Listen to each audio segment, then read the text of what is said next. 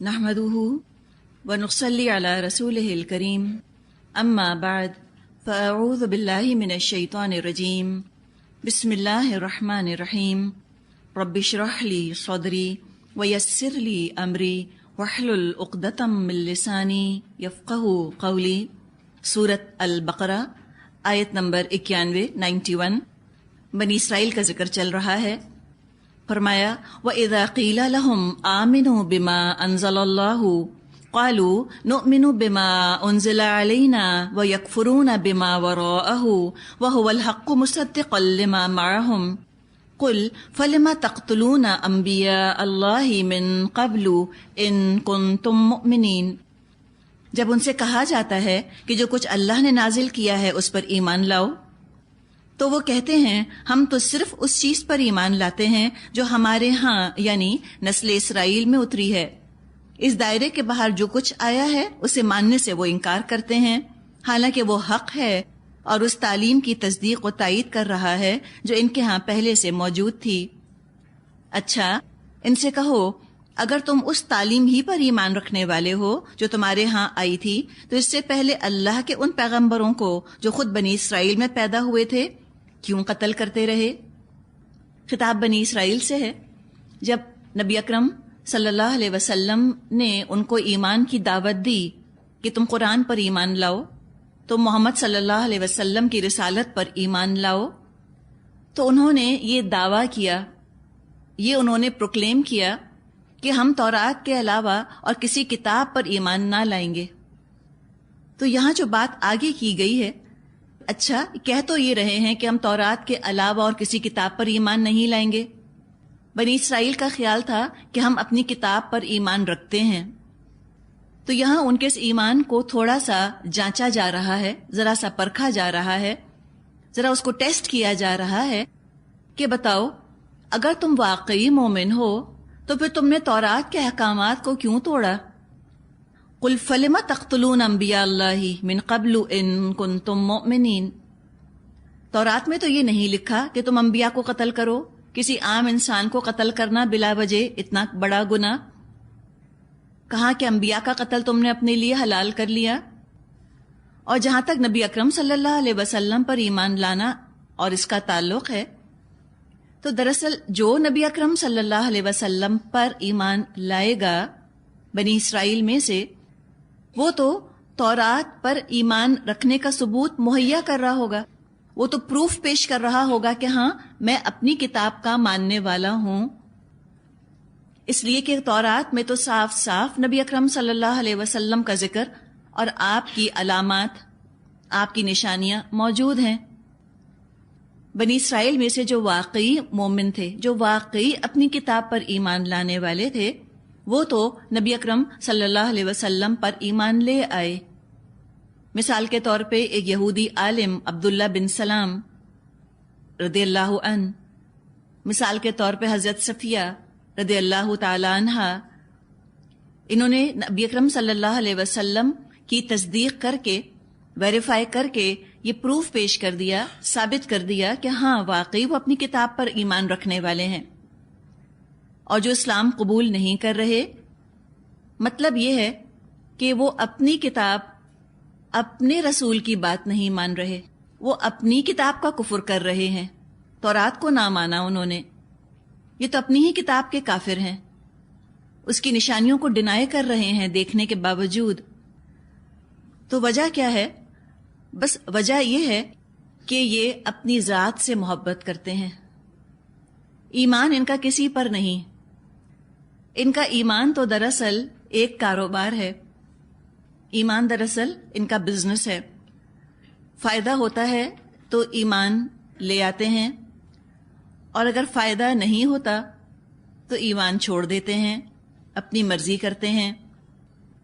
اصل خدا تو ان کا اپنا نفس ہے، تو اللہ ان کا اندر کا حال جانتا ہے، ان کے دعووں سے دھوکہ کھانے والا نہیں۔ آگے فرمایا آیت 92-93 وَلَقَدْ جَاءَكُم مُوسَىٰ بِالْبَيِّنَاتِ ثُمَّ اتَّخَذْتُمُ الْعِجْلَ مِن بَعْدِهِ وَأَنتُمْ ظَالِمُونَ۔ تمہارے پاس موسیٰ علیہ السلام کیسی کیسی روشن نشانیوں کے ساتھ آئے، پھر بھی تم ایسے ظالم تھے کہ ان کے پیٹھ مڑتے ہی بچڑے کو معبود بنا بیٹھے. وَإِذْ أَخَذْنَا مِيثَاقَكُمْ وَرَفَعْنَا فَوْقَكُمُ الطُّورَ. پھر ذرا اس میثاق کو یاد کرو جو طور کو تمہارے اوپر اٹھا کر ہم نے تم سے لیا تھا. خُذُوا مَا آتَيْنَاكُمْ بِقُوَّةٍ وَاسْمَعُوا. ہم نے تاکید کی تھی کہ جو ہدایات ہم دے رہے ہیں ان کی سختی کے ساتھ پابندی کرو اور غور سے سنو. قالوا انہوں نے کہا سمعنا سنا ہم نے، وعصینا اور نافرمانی کی ہم نے، واشربوا فی قلوبہم العجل بکفرہم اور ان کی باطل پرستی کا حال یہ تھا کہ دلوں میں ان کے بچڑا ہی بسا ہوا تھا. قل کہہ دیجئے بئس ما یأمرکم بہ ایمانکم ان کنتم مؤمنین. کہو اگر تم مومن ہو تو یہ عجیب ایمان ہے جو تمہیں ایسی بری حرکات کا حکم دیتا ہے. پچھلی آیات میں ان کا زوردار دعویٰ تھا کہ نؤمن بما انزل علینا، ہم تو اس پر ایمان رکھتے ہیں جو ہماری طرف نازل کیا گیا. دعویٰ اتنا بلند اور عمل تو اس کے ساتھ میچ نہیں ہو رہا، میل نہیں کھا رہا. عمل تو صاف بتا رہا ہے اور قدم قدم پر انہوں نے تورات کے احکامات کو توڑا. تو اگر اللہ کو یہ ماننے کا دعویٰ کر رہے ہیں تو کیا اللہ پر ایمان ایسے برے برے حکم دے گا کہ انبیاء کو قتل کرو، بچڑے کی پوجا شروع کر دو؟ اللہ کا حکم سن کر کہو سن لیا ہم نے لیکن مانیں گے نہیں. اللہ نہیں حکم دیتا ایسا، ایمان ایسا حکم نہیں دیتا. دراصل تکبر اور خود پرستی برا حکم دیتی ہے. پرائیڈ اور اپنی ذات سے محبت، خود پرستی، سیلف ورشپ ہے ان کی، گاڈ ورشپ نہیں ہے. یہ خدا پرست نہیں ہیں، یہ خود پرست لوگ ہیں. ایک حدیث آتی ہے، کعب ابن مالک رضی اللہ عنہ سے روایت ہے، رسول اللہ صلی اللہ علیہ وسلم نے فرمایا کہ دو بھوکے بھیڑیے سمجھتے وولفز، دو بھوکے بھیڑیے، دو ہنگری وولفز جو بکریوں کے ریوڑ میں چھوڑ دیے گئے ہوں، ان بکریوں کو اتنا نقصان نہیں پہنچا سکتے جتنا تباہ آدمی کے دین کو مال اور عزت و جاہ کی حرص کرتی ہے.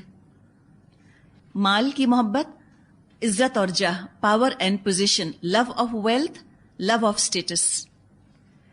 جو محبت رکھتا ہے دولت سے اور جو اسٹیٹس کانشیس ہے، حب جاہ جس کے دل کے اندر ہے، وہ پھر دین پر نہ عمل کر سکتا ہے نہ دین کو سیکھ کر دین کا حق ادا کر سکتا ہے.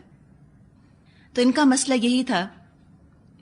یہاں پر سمجھیے کہ ایک طرح کی سرچنگ آیات ہیں، سول سرچنگ کروائی جا رہی ہے بنی اسرائیل سے، انٹروسپیکشن کی دعوت ہے کہ تم خود ذرا اپنے گریبانوں میں جھانکو اور تم ذرا خود اپنا حال تو دیکھو. اپنے جس ایمان پر زوم ہے اور فخر ہے تم کو، وہ ہے بھی یا نہیں؟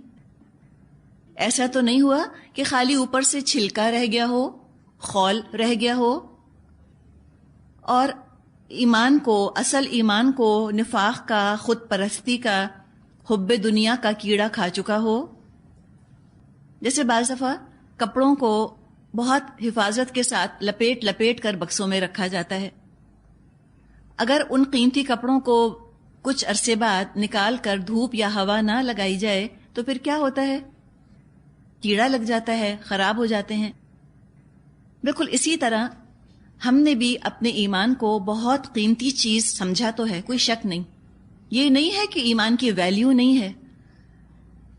آج بھی دنیا میں دوسرے مذاہب کے لوگ تو اپنا دین چھوڑ کر اور اسلام کی طرف رجوع کر رہے ہیں، لیکن کتنا بھی گیا گزرا مسلمان ہوگا اگر اس کو یہ دعوت دی جائے کہ تم کرسچن بن جاؤ یا یہودی بن جاؤ یا ہندو بن جاؤ، وہ نہ بنے.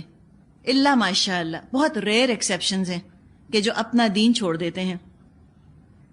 عام طور پہ مسلمان نہیں چھوڑتے، عمل کیسا بھی ہو، لیکن وہ یہ دعویٰ نہیں کرتے کہ میں نے اسلام کو چھوڑ کر اب کرسچینٹی یا ہندوازم یا بدھزم اختیار کر لیا ہے. وجہ یہ ہے کہ اپنے ایمان کو اعلیٰ عرفہ، بہت ہائی ریگارڈ میں، ہائی اسٹیم میں رکھتا ہے مسلمان، الحمدللہ بہت سنبھال کے رکھتا ہے، قیمتی کپڑوں کی طرح. لیکن اس کو صرف رکھ کر آپ بھول نہیں جانا، بلکہ ہم سب کے لیے اس میں سبق کیا ہے کہ ہم سب اپنا انٹروسپیکشن کرتے رہیں وقتاً فوقتاً. اپنے ایمان کا ہم جائزہ لیتے رہیں. اگر آپ اپنی شکل دیکھنا چاہتی ہیں، آپ اپنی شکل نہیں دیکھ سکتی ڈائریکٹلی. آپ کو آئینہ چاہیے ہوگا. چلیں بتانے والا کوئی بھی نہ ہو سکتا ہے کوئی بتانے والا ہو وہ صحیح نہ بتا رہا ہو، وہ غلط بات بتا رہا ہو.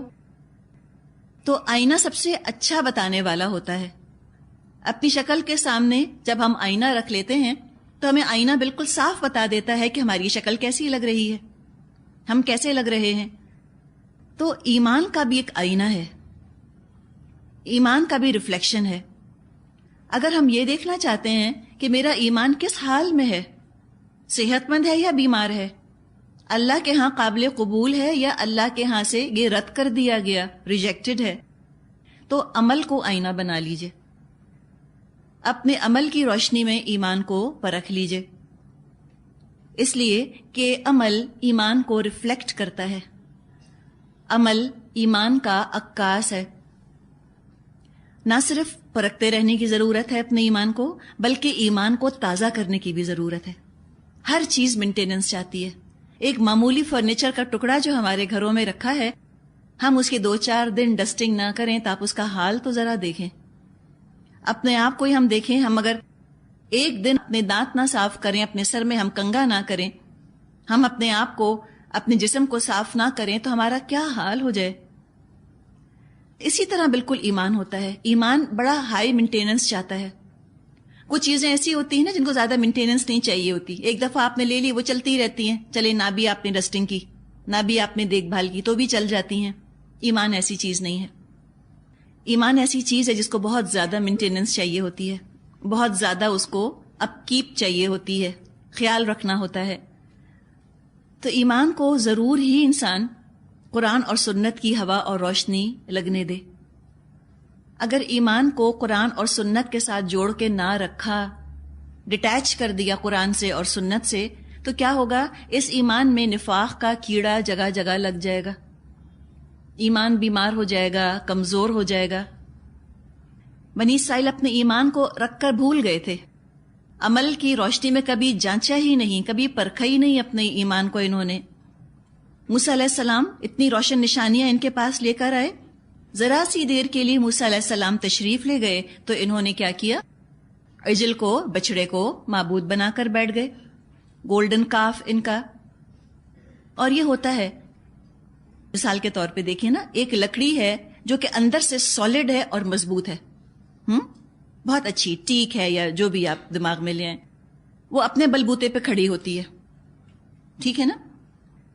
ایک لکڑی ہے کھوکھلی، دیمک لگی ہوئی، اندر سے کھائی ہوئی، کمزور ہو گئی ہوتی ہے، اس کو تو سہارا چاہیے ہوتا ہے. تو جو کمزور ایمان جن لوگوں کا ہوتا ہے ان کو کسی کا سہارا چاہیے ہوتا ہے.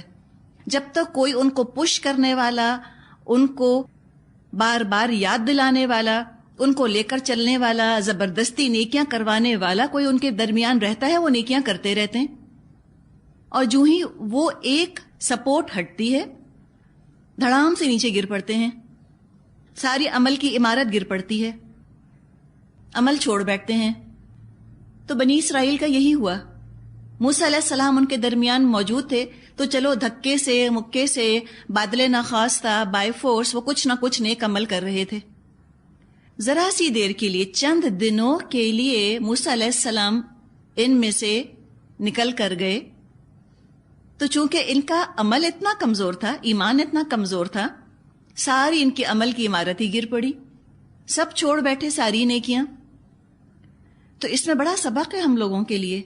ہم بھی بعض دفعہ دوسرے کے سہارے پر نیکی کرتے ہیں کہ فلاں موجود ہوگا تو ہم نیکی کریں گے، اور اگر وہ چلا گیا تو ہے پھر ہمارا کیا بنے گا، ہمیں کون سپورٹ کرے گا، پھر ہم کیسے کوئی اچھا کام کر سکتے ہیں، فلاں ہی چلے گئے.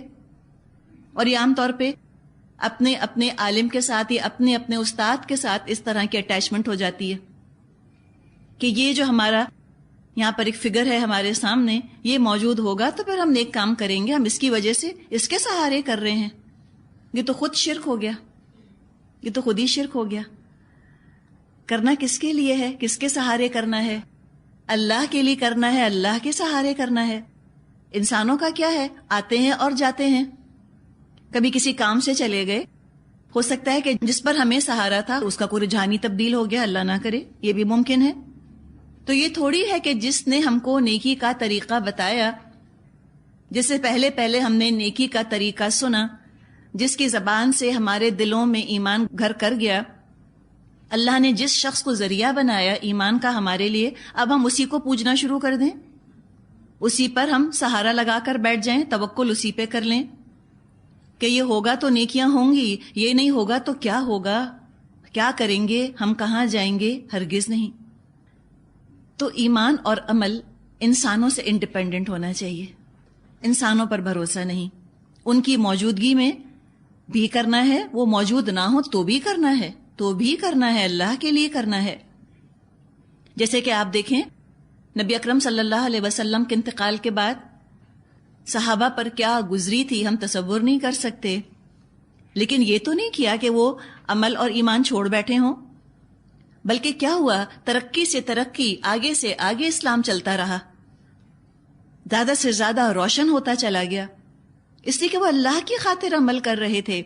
صدمہ تھا، ایک سینس آف لاس تھا، احساس محرومی تھا نبی اکرم صلی اللہ علیہ وسلم کے جانے کا، وہ نیچرل ہے، جس سے محبت ہوتی ہے انسان کو، وہ چلا جاتا ہے تو غم تو ہوتا ہے، لیکن یہ نہیں کہ اس غم میں وہ ایمان چھوڑ بیٹھے ہوں یا عمل چھوڑ بیٹھے ہوں۔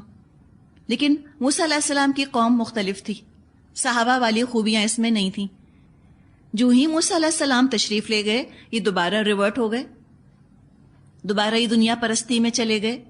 تو کیا پتا چلا، قلوبنا غلف جو انہوں نے کہا تھا، واقعی ایک ہلکی سی بس ونیئر چڑھتی تھی ایمان کی، اور اصل میں وہ ڈیپ روٹڈ ایمان نہیں تھا، ایک نقلی طور پہ عمل کر لیتے تھے، انڈر پریشر، بائی فورس، لیکن دل سے عمل نہیں کر رہے تھے۔ جو ہی ان کو موقع ملا انہوں نے نافرمانی کرنی شروع کر دی، اور آپ دیکھیں کیسے ان سے میثاق لیا گیا تھا، وَرَفَعْنَا فَوْقَكُمُ الطُّورَ، ہم نے تمہارے اوپر طور کو بلند کیا۔ اب طور کا بلند کرنا، الفاظ بالکل صاف بتا رہے ہیں کہ باقاعدہ طور کو ان کے اوپر معلق کیا گیا تھا، سسپینڈ کیا گیا تھا۔ بعض لوگ اس کا انکار کرتے ہیں، وہ یہ کہتے ہیں کہ یہ کیسے ہو سکتا ہے کہ پورا پہاڑ اٹھا کر اور گریوٹی کے خلاف اس کو اوپر کھڑا کر دیا جائے، ان کے سروں کے اوپر، اگینسٹ دا گریوٹی۔ تو کچھ لوگوں نے اس کا انکار کیا، کہا کہ نہیں، مطلب یہ نہیں ہے کہ طور کو بلند کیا۔ وہ ایک صاحب تھے، وہ کہنے لگے کہ فوقکم الطور کا مطلب دراصل یہ ہے کہ موسیٰ علیہ السلام کا رتبہ بلند کیا۔ اب یہ کہاں سے مطلب ہے؟ کوئی نکلتا ہے؟ مجھے بتائیں، نہ دائیں سے نہ بائیں سے، کہیں سے مطلب یہ نہیں ہے۔ یہ ایک مسلمانوں کے اندر کیفیت پیدا ہوئی تھی معجزات کا انکار کرنے کی، جب انہوں نے یہ دیکھا تھا کہ ہر طرح سے کفار مسلمانوں پر غالب ہیں، فوجی طاقت کے لحاظ سے، عددی طاقت کے لحاظ سے، انٹلیکچول اینگل سے، علمی لحاظ سے، ہر طرح سے، فوجی حساب سے، علمی لحاظ سے، ہر طرح سے کفار چھا گئے تھے مسلمانوں پر، کولونیلزم کا جو زمانہ تھا۔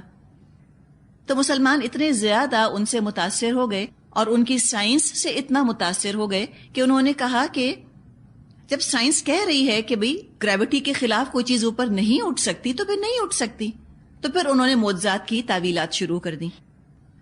تو یہ سمجھے کہ اس زمانے کے لوگوں کی مجبوری تھی، ہم ان کو بلیم نہیں کریں گے، ہم نہیں جانتے وہ کس پریشر میں تھے، کن حالات سے اسلام اس وقت گزر رہا تھا، آج سے 150 سال پہلے۔ سمجھیے کہ اچھا گمان ہی ہم ان سے رکھیں گے، اور ہم کہیں گے بھئی ان کی کوئی مجبوری تھی جو انہوں نے معجزات کا انکار کیا۔ اب بڑے بڑے نام آپ کو اس میں ملیں گے، بڑے بڑے اسکالرز کے نام ملیں گے جنہوں نے معجزات کا انکار کیا، لیکن بہرحال فوقکم الطور، اللہ نے طور کو ان کے اوپر بلند کیا اور فرمایا خذوا ما آتیناکم بقوۃ، اور فرمایا کہ پکڑو مضبوطی سے جو تم کو دیا جا رہا ہے۔ کیا کہا گیا تھا کہ سنو، غور سے سنو۔ غور سے سنے کا مطلب کیا ہے؟ کہ عمل کرنے کے لیے سنو، یاد رکھنے کے لیے سنو، وقت گزاری کے لیے مت سننا، صرف برکت اور ثواب کے ارادے سے مت سننا، قوت کے ساتھ پکڑنا۔ انہوں نے کہا سن لیا ہم نے اور نافرمانی کی ہم نے۔ اس کا کیا علاج ہے بتائیے؟ سننے کے بعد بھی نہ ماننا۔ ابھی زبان سے تو نہیں کہا ہوگا انہوں نے کہ وعصینا، یہ ان کے عمل نے گواہی دی کہ انہوں نے عمل نہ کیا، اور ان کے دلوں کے اندر بچھڑے کی محبت جو ہے وہ جذب ہو گئی جا کر۔ سورہ طٰہٰ میں انشاءاللہ ہم پڑھیں گے آیت 97 میں کہ موسیٰ علیہ السلام نے حکم یہ دیا تھا کہ بچھڑے کو جلا دیا جائے، اس کو برن کر دیا جائے، اور جو اس کی ایشز ہیں، اس کی راکھ ہے، وہ پانی میں بہا دی جائے۔ انہوں نے کیا کیا؟ وہ پانی پی لیا جس میں بچھڑے کی راکھ بہائی گئی تھی۔ اتنی ان کو محبت تھی اس گائے کے بچھڑے سے۔ تو یہاں جو الفاظ ہے اشربوا فی قلوبہم العجل بکفرہم، پلا دی گئی بچھڑے کی محبت ان کے دلوں میں۔ اور بچڑا کیا ہے؟ یوں سمجھے کہ سمبل ہے مادی محبت کا، مٹیریل گڈس کی محبت، لو آف ویلتھ۔ ہمیں تو بڑی حیرت ہوتی ہے کہ کیوں آخر بچھڑے سے اتنی محبت کرتے تھے، حالانکہ یہ تو ایک قصہ سنایا جا رہا ہے ہم کو تاکہ ہم خود اس سے عبرت حاصل کریں۔ بنی اسرائیل کا بھی ایک بچڑا تھا، اور ہو سکتا ہے کہ کسی مسلمان نے بھی کوئی بچڑا بنایا ہوا ہو اپنی زندگی میں۔ تو کیا ہے بچڑا؟ محبت کا اظہار، محبت کا سمبل۔ غیر اللہ کی محبت دل میں رچ بس جائے، اللہ کے علاوہ کسی اور کی محبت جسم اور جان اور دل کے اندر گھس جائے، رچ بس جائے، تو غیر اللہ کی محبت اور غیر اللہ کی شدید محبت یہ اللہ کا انسان کو نافرمان بنا دیتی ہے۔ اللہ سے بھی زیادہ انسانوں کی محبت یا مادی چیزوں کی یا مٹیریل گڈس کی محبت یہ پھر نعمت نہیں ہے، یہ تو بڑی ہی آزمائش ہے۔ محبت ہے بہت اچھی چیز اپنی ذات سے، حدود کے اندر رہے، لمٹس کے اندر رہے تو رحمت ہے۔ اور واقعی محبت کے بغیر زندگی میں تو رونق ہی نہیں۔ بڑی اللہ کی نعمت ہے کہ اس نے آپس میں ہمارے دلوں میں ایک دوسرے کے لیے محبت ڈالی ہے۔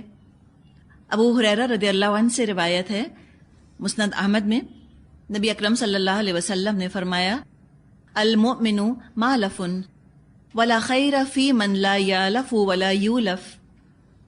مومن تو الفت اور محبت کا مرکز ہوتا ہے، اور اس شخص میں کوئی بھلائی نہیں جو دوسروں سے الفت نہیں رکھتا اور دوسرے اس سے الفت نہیں رکھتے۔ الفت سمجھتے ہیں؟ محبت، جی، افینٹی۔ لیکن اصول کیا ہے محبت کا؟ یہ بھی ابو داؤد میں حدیث موجود ہے، نبی اکرم صلی اللہ علیہ وسلم نے فرمایا من احب للہ و ابغض للہ و اعطى للہ و منع للہ فقد استکمل الایمان، تو اس نے تو پھر اپنا ایمان مکمل کر لیا۔ جو محبت کرے تو اللہ کے لیے، اور غصہ کرے تو اللہ کے لیے، دے تو اللہ کے لیے اور روک لے تو اللہ کے لیے، تو اس نے اپنا ایمان مکمل کر لیا۔ کسی سے ایسی محبت نہیں کرنی جو انسان کو بالکل ہی اندھا کر دے اور برے بھلے کی اور گناہ ثواب کی تمیز ختم ہو جائے۔ آگے ہم انشاءاللہ قرآن میں پڑھتے رہیں گے کہ ایسی محبت تو قیامت کے دن بہت افسوس کا اور پچھتاوے کا سبب بنے گی۔ ہر چیز اپنی حدود میں ہونی چاہیے، اپنی لمٹ میں ہونی چاہیے۔ تو ہم کو بھی اپنے اپنے بچھڑے تلاش کرنے ہیں کہ آخر ہم کس کی محبت میں گرفتار ہیں، کس چیز کی محبت میرے دل میں ایسی بسی ہوئی ہے کہ میں اللہ کی فرما برداری نہیں کر سکتی، کہ ہم بھی کہتے ہیں سمعنا، سن لیا ہم نے، وعصینا، اور ہم نے نافرمانی کی۔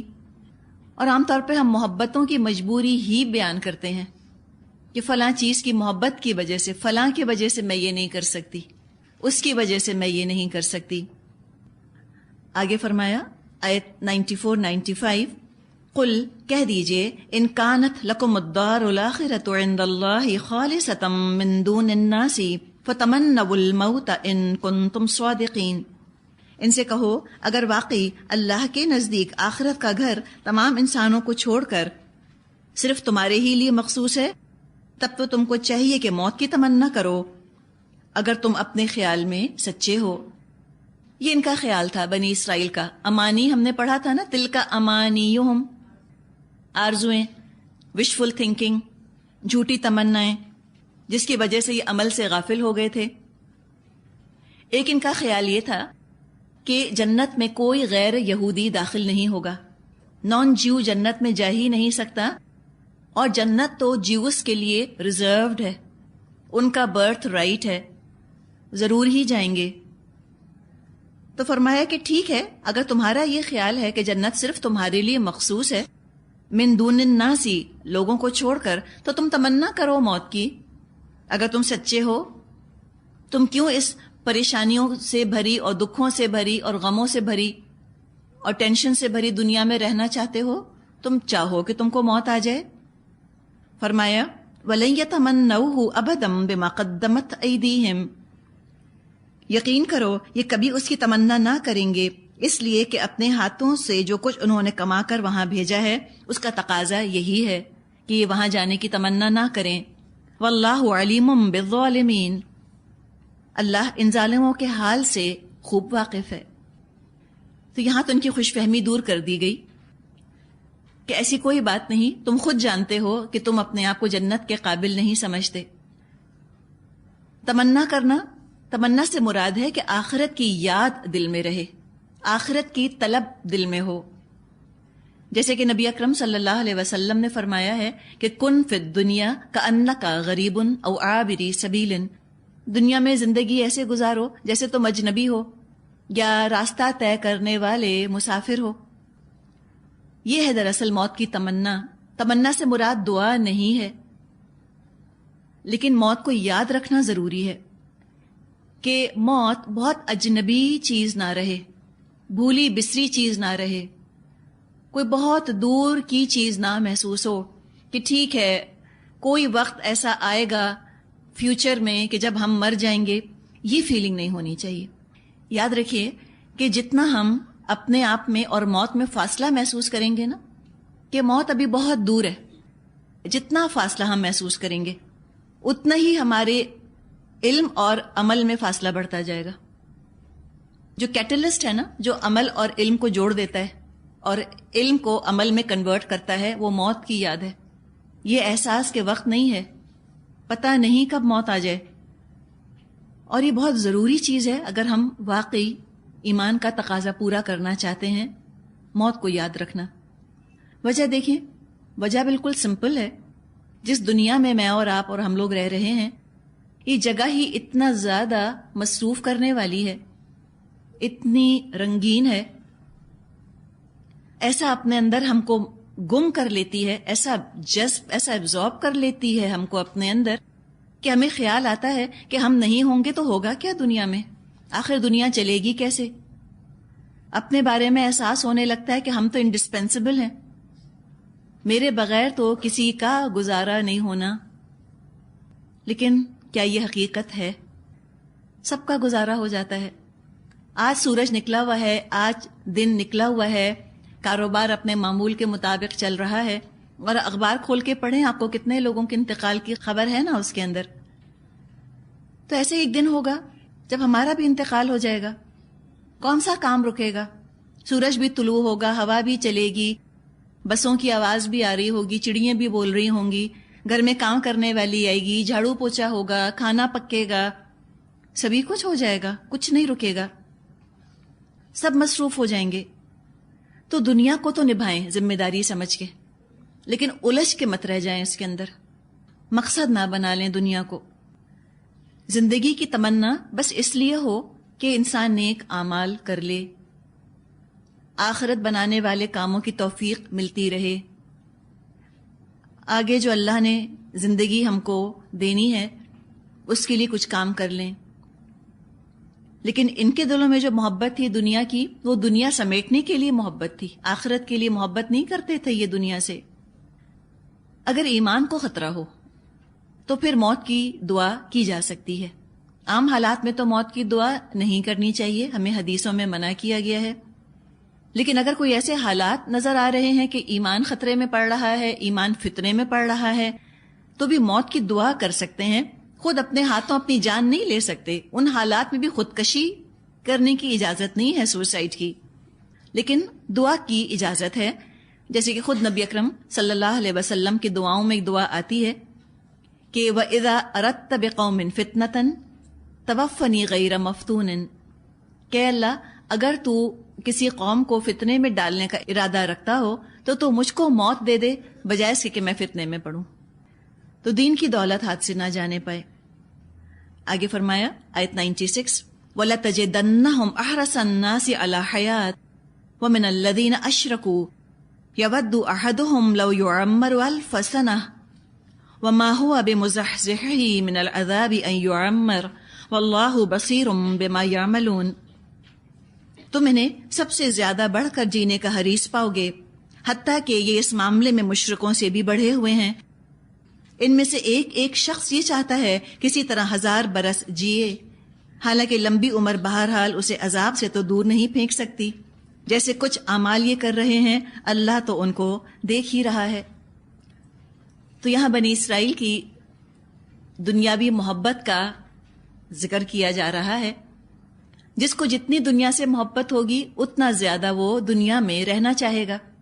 تو یہاں ان کا مقابلہ مشرکین سے کیا جا رہا ہے کہ مشرکین عرب تو آخرت کو مانتے ہی نہیں تھے، وہ تو نہ جنت کو مانتے تھے، نہ وہاں کی آسائشوں کو مانتے تھے، نہ ان کا یہ خیال تھا کہ جنت میں ہم ضرور ہی داخل ہوں گے۔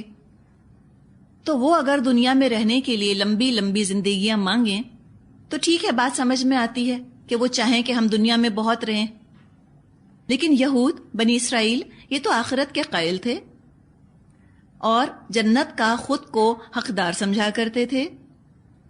تو پھر ان کا دنیا میں دل لگ جانا اور دنیا کی تمنا کرنا یہ بڑی حیرت کی بات ہے۔ اس کا مطلب یہ ہے کہ اپنے دل میں یہ جانتے تھے کہ آخرت میں ان کے لیے کوئی خیر نہیں، یہ بات ہو سکتی ہے، یا یہ بات کہ یہ آخرت کو مانتے نہیں تھے، دراصل صرف ان کا دعویٰ تھا کہ آخرت ہے، یقین نہیں تھا ان کا آخرت کے اوپر۔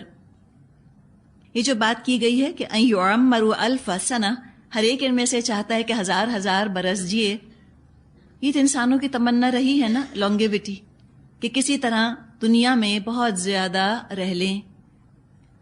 اس کے لیے آج بھی ہم طرح طرح کی چیزیں دیکھتے ہیں، کوئی سرجریز کرواتا ہے اور کوئی کچھ کرواتا ہے کہ کسی طرح وہ دنیا میں زندگی گزار لے اور زیادہ سے زیادہ رہ لے۔ یہ بھی آپ نے سنا ہوگا کہ وہ اپنے آپ کو فریز کروا رہے ہیں، سنا ہے آپ نے؟ کوئی پتہ نہیں کیا پروسیجر ہے اور اللہ جانے کتنا مہنگا، کہ وہ جاتے ہیں اور ایک طرح سمجھیں کہ وہ گہری نیند ان کو سلا دیا جاتا ہے اور کہہ دیا جاتا ہے کہ اب تم مثال کے طور پہ 2140 میں اٹھ جاؤ گے۔ تو وہ ہے نا، کون جیتا ہے تیری زلف کے سر ہونے تک، اللہ جانے اٹھیں یا نہ اٹھیں، اس کے بعد ایکسپیریمنٹ فیل ہو گیا تو، لیکن بہرحال کون پکڑے گا ان کو؟ سائنس فکشن میں بھی اس طرح کی باتیں آتی ہیں کہ سلا دیے گئے اور پھر اٹھا دیے گئے۔ تو یہ دنیا کی محبت ہے نا کہ جانا نہیں چاہتے یہاں سے، تو یہ دنیا کی تمنا ایسی نہیں ہونی چاہیے۔ لیکن یہ ہوگا جس جگہ انسان جتنا زیادہ انویسٹ کرتا ہے وہیں تو رہنا چاہتا ہے۔ جتنا زیادہ دنیا میں وقت انویسٹ کیا ہے، پیسہ انویسٹ کیا ہے، جتنا زیادہ یہاں کی چیزوں کو ویلیوبل سمجھا ہے، اتنا زیادہ یہاں دل لگے گا، جانے کا دل نہ چاہے گا۔ اور جس نے جتنا زیادہ آخرت کے لیے انویسٹ کیا ہے، وقت آخرت خریدنے میں لگایا ہے، ٹیلنٹ، صلاحیت، دولت آخرت خریدنے میں لگائی ہے، تو وہ تو پھر آخرت پانا چاہے گا، دنیا میں دل لگے گا نہیں، مجبوری کے طور پہ رہے گا۔ مزحزح ہی اس کا مادہ زاحا ہے، زحزح مطلب ہوتا ہے دور کرنا۔ یعمر، عمرہ کا مطلب آباد رکھنا، پاپولیٹ کر کے رکھنا۔ روح جسم کو آباد رکھتی ہے، عمر پاتا ہے انسان۔ عمرہ کرنے والے خانہ کعبہ کو آباد رکھتے ہیں، اس لیے عمرے کو عمرہ کہا جاتا ہے۔ تو جو آخر میں بات فرمائی کہ واللہ بصیر بما یعملون، کہ اللہ دیکھ رہا ہے، دیکھنے والا ہے جو کچھ کہ وہ عمل کرتے ہیں، تو بات یہ کہ بہت لمبی لمبی زندگیاں مانگنے کے بجائے تمنا جو دل میں رکھے انسان وہ نیک اعمال کی رکھے کہ عمل ہم کیا کر رہے ہیں۔